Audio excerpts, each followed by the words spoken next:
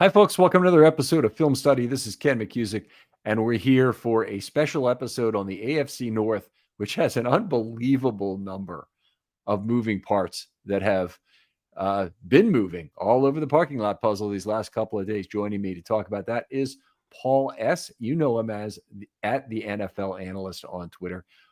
If you can get Twitter to work today, there's been some problems. We're recording this on Monday afternoon. I'm sure you guys are aware. Start of tampering period, very busy activity day. Paul, how you doing? Great, Ken. How you doing? No complaints at all. Let's jump right into it in the AFC North, where the Steelers have made significant waves, and in the last hour, their left tackle got signed away by the Tennessee Titans. It looks like the left tackle market is going to get more and more frenzied and frothy with the early signing of Ronnie Stanley and Alaric Jackson. And now Dan Moore going to the Titans for 4 years for $82 million. Yeah, the plan is in Pittsburgh is they're going to take Broderick Jones, their very high first pick. That's been quite a disappointment recently.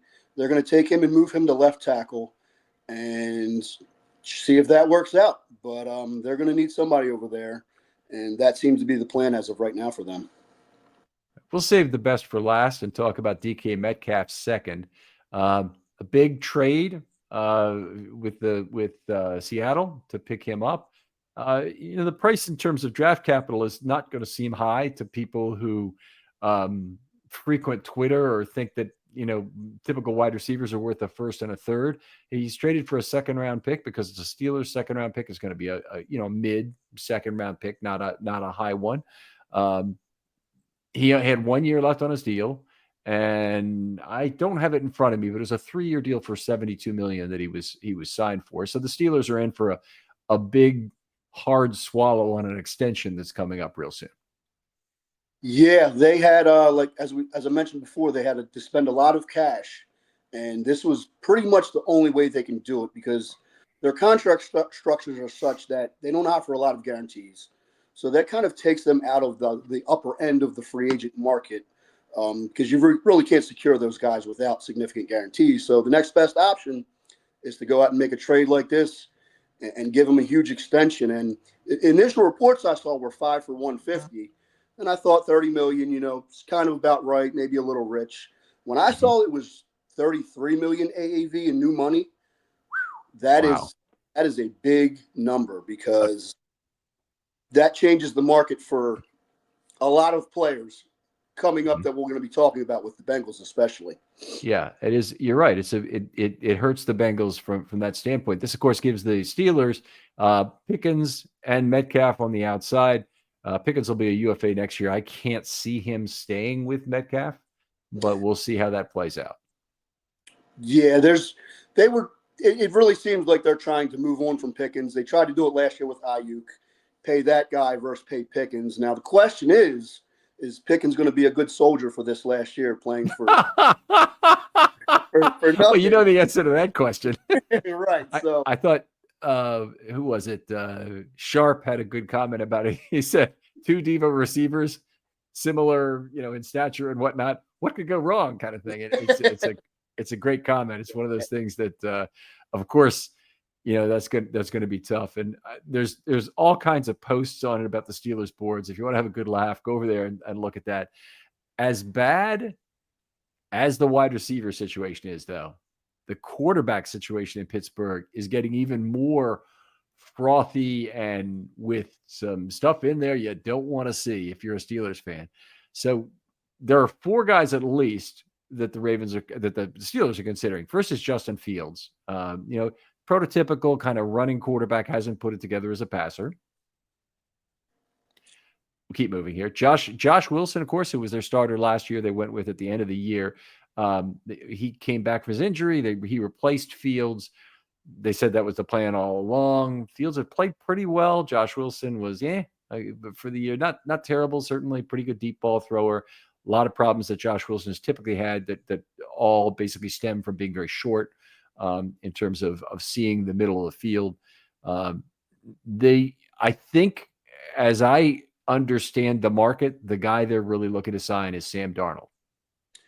Yeah, I saw that, and I saw some news that they're going to meet with Aaron Rodgers too. Yes. Uh, so yeah, I don't know if that's their top choice right there, but yeah, they're definitely looking because that's the big question: who's throwing these guys the ball? I mean, we've got two X's in Metcalf and Pickens now, who are kind of down the field guys.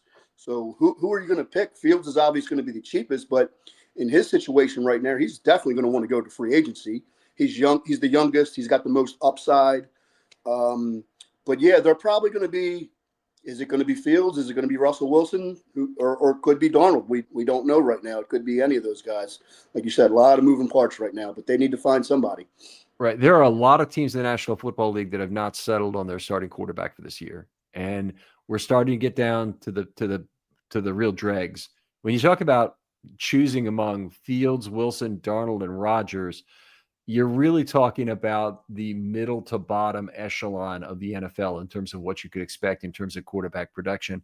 I don't expect them to draft a QB. I expect them, with the kind of roster they have, to try and sign one of the guys among these four. Maybe I'm not sure who else is available. These are pretty much the big four. Geno Smith was traded over the weekend, so he's out of the mix.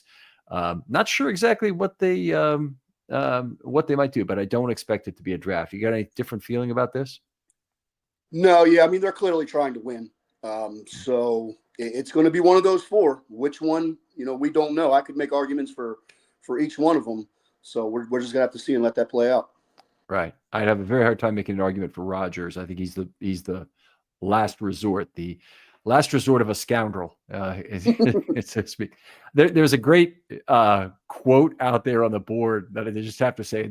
Sometimes it's pure gold watching fans overreact and also just react with the understanding of how their team operates. It can be very funny. But anyway, the comment I saw was, for a team that drafted Kenny, signed Mitch, benched Justin, and stuck with Russell Wilson, ... You really expect the Steelers to make a good QB decision for next year? Right. Yeah, and the Steelers fan base is really struggling with the concept of what they're going to have to pay each of these guys. Right. And they don't really understand the starting QB market and all that. And it's going to be 20 to 35 million, depending on which one of those guys they probably pick.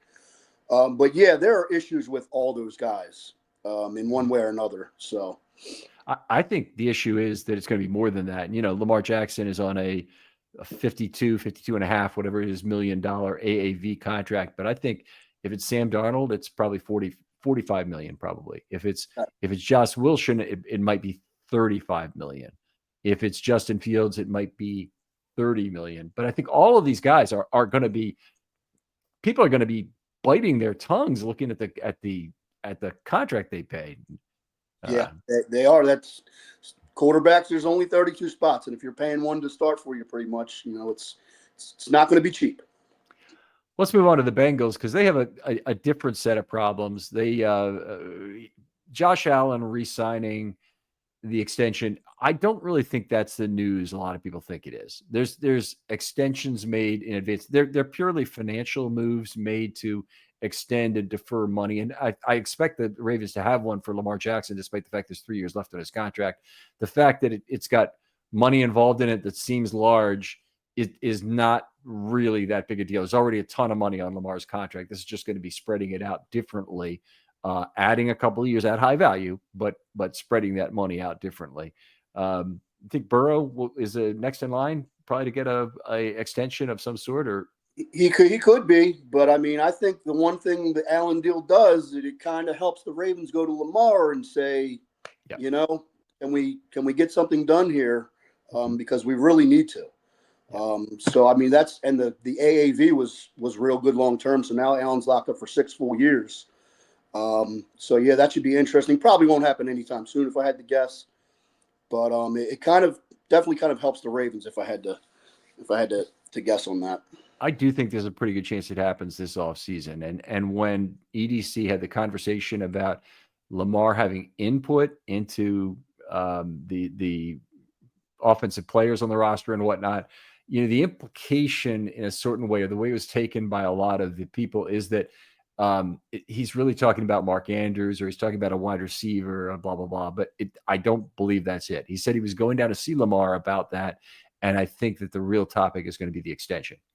And the Ravens need it in order to make cap space, and it could be tied to the fact that, hey, if we want to keep Mark Andrews, we got to get you extended now, kind of thing. That literally could be the discussion at this point, because tomorrow could be the last day for Andrews as a Raven, and the last full day anyway. It could be, yeah. Because I mean, think about it now. Allen's locked up for a while. Mahomes still has 4 years left. Mm-hmm. So I mean, you know, it might be a good time for Lamar to add some extra years as well and help the team out, so we can get some of these transactions done. It does make sense, and hopefully he's at a point right now where he wants to be a Raven for life. I think he's in a good space after the last couple of years.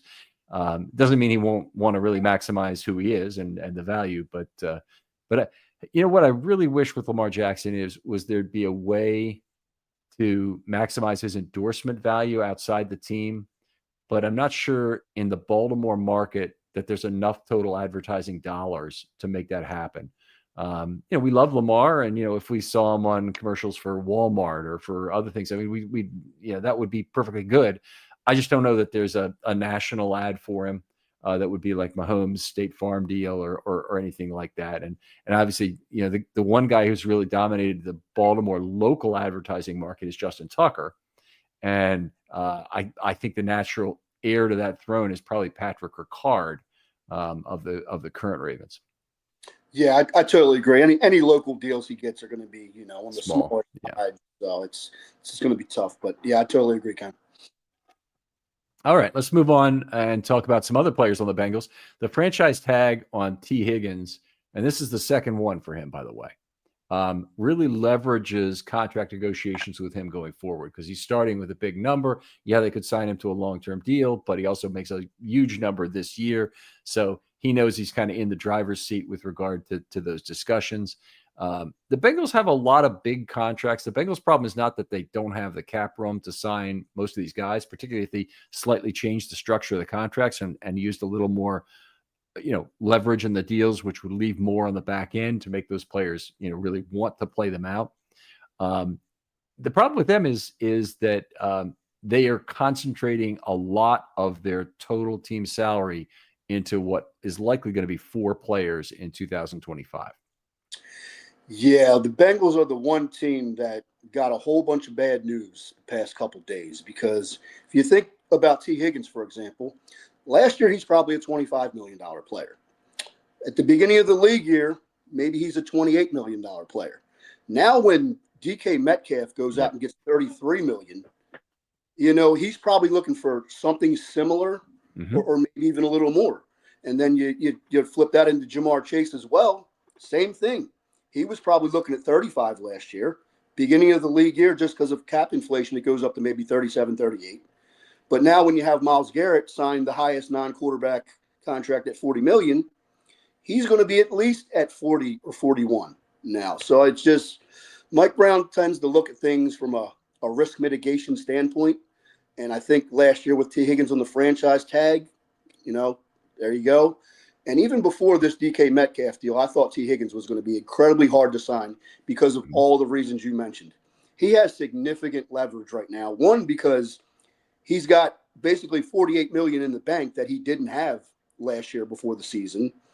And with DK Metcalf signing that deal, it's like his price just went up. So what a deal that I thought was going to be almost impossible to get done before Metcalf, I think is going to be almost incredibly difficult to get done right now, because they're going to have to just knock his socks off with a structure and number that if they weren't willing to do that a month ago, I just don't see how they're going to be willing to do that now. So I suspect he's either going to be traded or just play that tag out.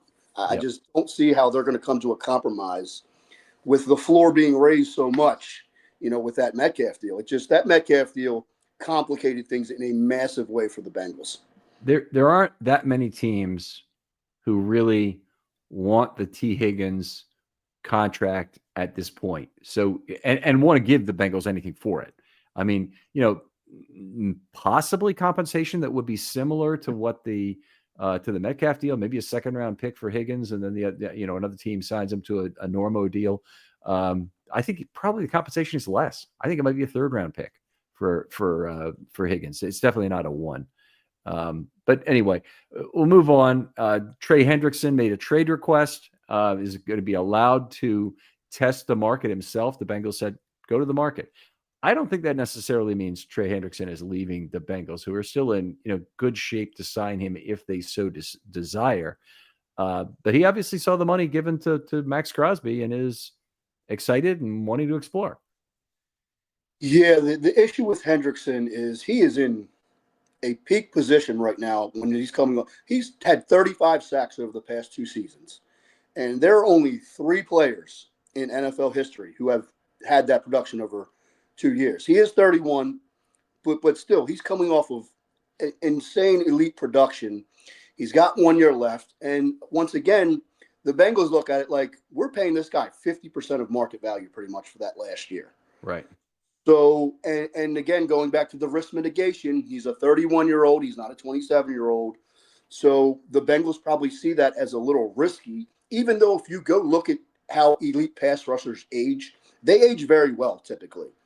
So I think there's going to be another team out there who's going to pay a second or third for him and give him that contract he wants in the end. I don't see, I mean, elite pass rushers are in high demand from a lot of teams. Right. So I think eventually play out and he'll eventually get moved. But yeah, once again, that Myles Garrett deal just complicated things for him as well because it just raised his floor a little bit. So I could definitely see him getting moved versus playing that last year out. He's a risky player to sign for a lot of reasons at age 31. I'm not as sanguine about how pass rushers age. I think there's a large group of them going through the system at any one time, and you want to try and sign them for the year you need them. Is if you're signing guys 31 and 32 years old, as the Ravens have and been very successful with it. I'm not seeing the value in trading a draft pick and also giving Trey Hendrickson a multi-year deal, even though he's been a hell of a pass rusher. He's a complete thorn in the Ravens side.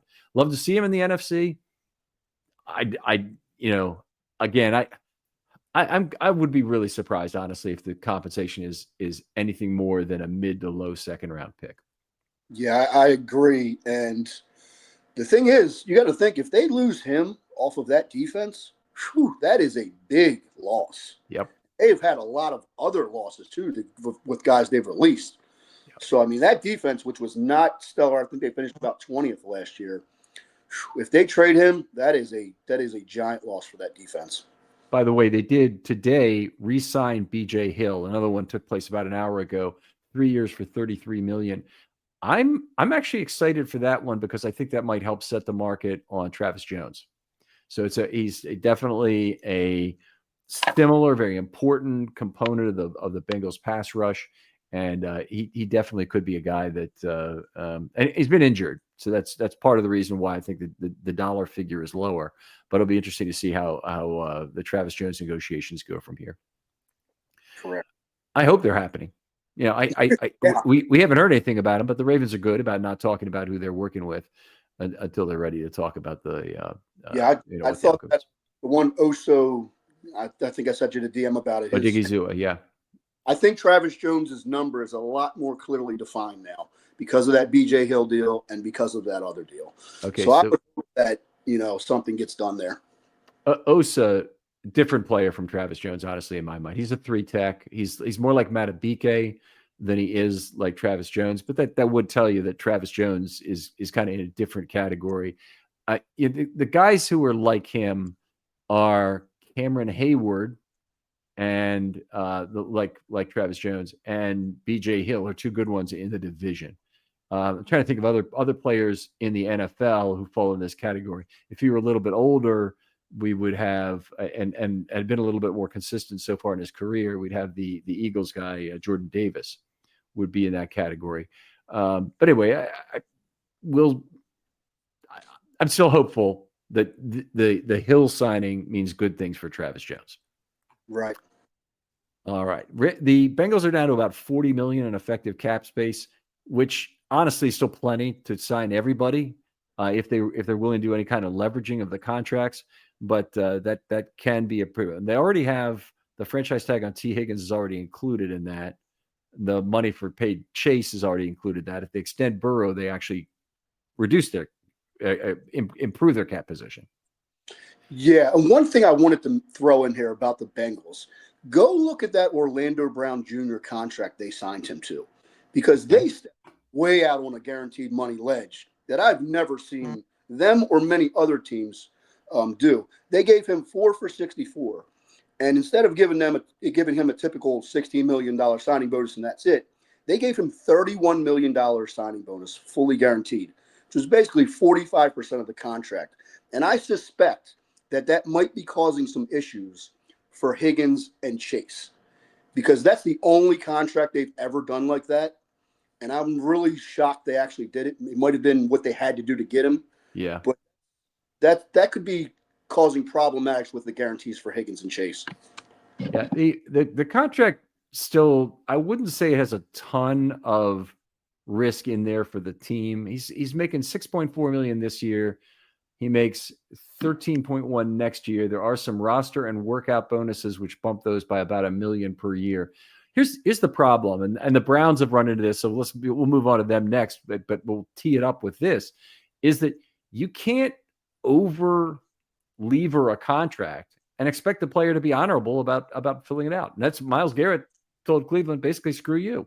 I'm not playing the last year. You've only got me for $15 million, I think it is total in those last 2 years of the contract. Myles Garrett says, I'm not playing for that. Yeah, that was your problem. You structured the contract that way, but I'm not playing for that. And he'd hold out on them, and he wouldn't be too concerned about missing 10 games. It's a terrible position to put yourself in. And that happened because they borrowed every single dollar they could and leveraged it out into the future.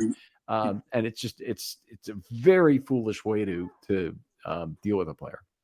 Yeah, if you want to talk about over leveraged contracts, the Cleveland Browns are the prime example right there. Yeah. Because I don't know what the plan is, Ken, but they are leveraged to the absolute hilt on basically every big money deal. Yeah. I mean, they've only paid Watson on his $230 million after 3 years, $57 million. They still have $173 million left on that deal. Yeah. I mean, and it's like that for basically every player, because they're trying to do the Eagles' void year strategy. And it shows you what can happen if things don't go well. Exactly. Right. And I don't like that. But the Browns, are coming up with nothing in all likelihood in exchange for their stupidity in the Watson deal and over leveraging their contracts. The Eagles made it work for a Super Bowl. And I got to tell you, I hate the strategy. So I really don't like the notion of, basically stuffing 2 reset years down your season ticket holders' throats. But the Eagles they've been good, they've been bad at times in the past, so they could deal with, I guess, a bad year. Ravens fans, they've very rarely felt this kind of anything but affluence in the National Football League. Not since pre-2000. And by the way, we don't even talk about those years as if they exist anymore. Look at the media guide. Since 2000, the Ravens have since 2008, sometimes because it's the Harbaugh era. But there isn't anything that you can find of a historical nature, of a podcast nature that relates those 96 to 99 years. They have been wiped from the collective memory of Ravens fans. Some good football back there, by the way. It was fun watching that team, grow, particularly in 99 and turn the corner. But it's wiped out of history. They've never had anything other than that.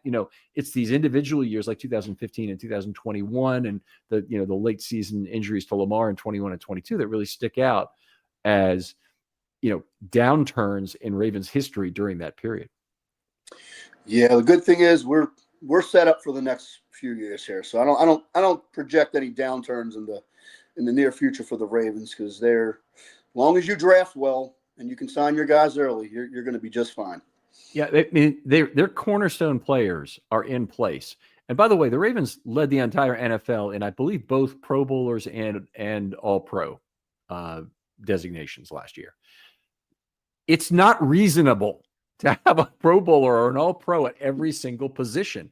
The Ravens have done a marvelous job of getting talent in place. And all I continue to hear is, well, that's not going to do it in the playoffs. in the playoffs. That's not going to do it. So we need a big splash, Ken. We need a difference maker. Yeah. Like the Ravens have literally had 2 top 10 DVOA teams the past 2 seasons. Okay, this team is loaded. In the history of DVOA, by the way, Yes. and there's never been a team, even with look, everybody's as frustrated about the playoff losses. I'm as frustrated as anybody else. I'm sure Paul is as well.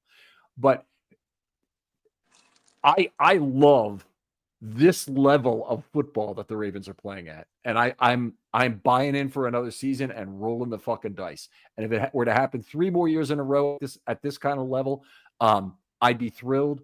And if they didn't win a Super Bowl, I wouldn't be entirely surprised. But they are a great, great football team.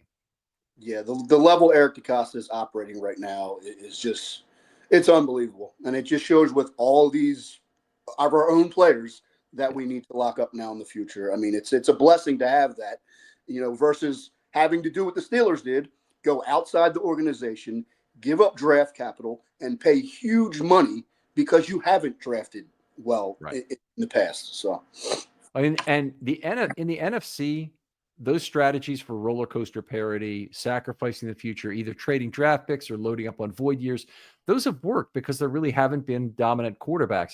The AFC has the big 4 now, the 4 quarterbacks of the apocalypse who aren't going to let anybody else get to the Super Bowl anytime soon. If you think anybody is beating Jackson, Burrow, Mahomes, or Allen in the next few years to make the Super Bowl, I think you're probably sorely mistaken.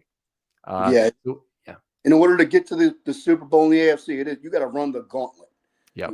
And the NFC has just been, I mean, let's be frank, it's been down the past few years as far as depth, you know what I mean, from the top down. Yeah, the best chance, and the team was in really good cap position to join the Big 4, would have been the Texans. And C.J. Stroud took a big step backward in his sophomore year, but he would have been another option to maybe join the group. But the Steelers, they can rearrange the deck chairs on the Titanic as much as they want. Without a drafted top quarterback, probably on their first contract, they're not going to be able to compete with any of those 4 teams. Yeah, there's a big, a lot of the players, we didn't touch on TJ Watt, but he's up for a new deal too. And there are a lot of the fan base who would rather trade him, get significant capital back, and start to do that. But again, the Steelers are intent on trying to win, cobbling something together. So, they're going to sign Watt to a huge extension. It's probably going to look a lot like the Myles Garrett extension. And he'll retire a Steeler. Yep. Yeah, I agree. I think that's probably what's going to happen. Let's go to the Browns. Myles Garrett re-signed, of course, yesterday, maybe it was Saturday, one or the other. Effectively a $40 million AAV. They have not yet, I believe, on that deal, impaled themselves on a really poor structure. But that may come because big decisions on the amount of cap are out there. I saw one post on the Cleveland boards talking about how the road to the playoffs, part 2 kind of thing. And it's about the Browns getting back to the playoffs in 2025. Now, it's not impossible, particularly as if they want to get in through the back door as a wild card. They're not concerned about winning the division. 10-7, 9-8. It's possible. The Browns have some talent on that team, and they certainly could do it. But I think this team is probably better served, especially with a quarterback, to draft their QB in 26 or even 27 and eat the problem now, and have your season ticket holders effectively be compensated with a new stadium, the thought of a new stadium, the excitement of a new stadium, and the prospects of an indoor new stadium in Brook Park that they're talking about. Yeah, the big decision in Cleveland is take your medicine now or take it later. Yep. And just like you said, in my humble opinion, the time to do it is now. Okay, because anything's possible, Ken. But if I had to place a wager, I'm going to bet that the Cleveland Browns aren't going to be in playoff contention or some great team next year, no matter what they do. Right. So why don't you just take the medicine now? And I know it's another rebuild, but, that's just the spot you're in. I mean, I don't see how just pushing this off and pushing it off and pushing it off is a long-term 3 to 5 year plan for success. because that Deshaun Watson money has got to be paid at some point. And when it does, it is going to be a significant problem on the cap. So, like you, I'd take the medicine now. But Right. they, just like the Steelers, they are apparently trying to cobble something together to go 9-8 or 10-7 and get bounced from the playoffs in the first round. I just don't understand it. Assuming that Carter goes number one, assuming he goes number one, then the Browns hold the second overall pick. I would honestly, if I were a Browns fan, I'd be advocating to trade that pick for a team that thinks they can win with Cam Ward and wants to trade multiple future number ones and twos for it. Okay. You can get 2 1s, 2 2s, some package like that. I don't know if that could be supported. I think you eat the medicine now, you pile up draft capital, and you look fantastic. I don't believe that's what the Browns will do. I think the Browns will probably make this mistake of going after Ward and will effectively waste the first 5 years of his deal with players like Watson and Garrett eating up too much of that. They're different cases. Okay. Obviously the Watson situation is a whole lot of money that's not helping the team at all. And Garrett's a whole lot of money that is helping the team, but with a lot of their money spent on other players already. I mean, they have other big contracts too. It's not like they don't have other ones, and they have a whole bunch that are leveraged to the hilt, meaning all the 2025 money has already been borrowed out of them. In a lot of cases, the 2026 money has been as well. So they're still looking for cornerstones. Yeah, I have no doubt the Myles Garrett contract is going to be that exact same way. They're going to push it all off into the future. But like you just said, the Browns won't do what you and I think they should do because they're the Browns.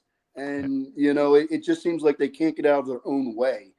But I just, like I said, I just don't see the path to prosperity in the very near future. And if that's the case, you got to just, I mean, I talked to a couple of Browns fans on Twitter, and they think I'm nuts saying you should rebuild.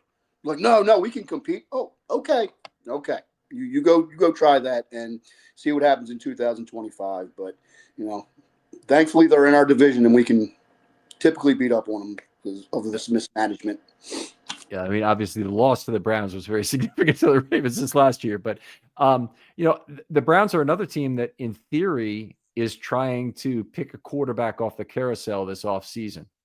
And, they have the luxury of being able to say, we can do it in free agency or we can do it in the draft. If they get a Jaden Daniels type performance out of Cam Ward, and I don't believe he's at that level. I don't believe he's at the Caleb Williams level for that matter. I think he's it's not a great draft for quarterbacks. It would be how I'd say it. But somebody, him, Shadur, somebody else may end up being a good quarterback out of this group. It's just, I think that if I were the Browns, I'd probably try a mid to later round quarterback, a third or fourth round guy rather than spend the first round capital. Yeah, that's what I'd do. I'd find a guy who's got some wheels with his legs in the mid rounds, put him out there, not spend a lot of money on the position, and see what happens. Maybe he's better, maybe he's not. But I mean, what have you got to lose at this point versus trying to pay another stopgap, another 20 or 30 million or what have you? It just doesn't make any sense what they're doing. There's a term in poker you may have heard of, but it's don't tap on the aquarium. Or don't tap on the glass, and what that refers to is players or bad poker players are known as fish, particularly in cash games. And one bad player at the table can really improve your expected value at poker. So you're really hoping that you get a couple of guys with $500 to $1,000 to sit down with you who really don't know how to play the game. But anyway, the point I'm making, why I'm saying about this is that. We don't want to be giving this advice necessarily to the Cleveland Browns if we think it's correct. But in this case, I don't think it matters because I don't think they'll follow it no matter what. I think they've kind of decided on their own path. And the Watson deal kind of tips their hand in terms of how they're going to deal with a variety of situations that are coming up. Totally agree, Ken. All right. Paul, always a pleasure talking football with you. Tell folks where they can find you online. At the NFL Analyst on Twitter. They're way too much. Shoot me a DM, reply, whatever. I'll follow you back. All right. Hopefully, Twitter will be back up and running. It's been very bizarre today what's going on. I don't know if there's some sort of cybersecurity issue. What a day for that to happen, Ken, huh? Yes. Yeah, it's a tough day for it to happen. Obviously, a bad day for markets too. So a lot of things going on here. Other folks out there, if you'd like to be on a film study short, hit me up. DMs are always open. In particular, I'm looking for people who want to do a UFA discussion on a second tier player. Now, I've already had to cancel a couple of shows that were already in the can, including a trade for Myles Garrett show and another one about Hassan Reddick, who got signed today by Tampa Bay, by the way, because they lost their timeliness. So the easiest thing, tell me that $4 million safety you want to go after. Tell me that, 2 years for $6 million receiver you like, who maybe is a guy that's not going to be signed until after the draft. And since those are the guys that the Ravens are likely to go after anyway, those make really good discussion topics, and they're a lot of fun. Paul, thanks again for coming on. No problem, Ken. Thank you. And we'll talk to you next time on Film Study.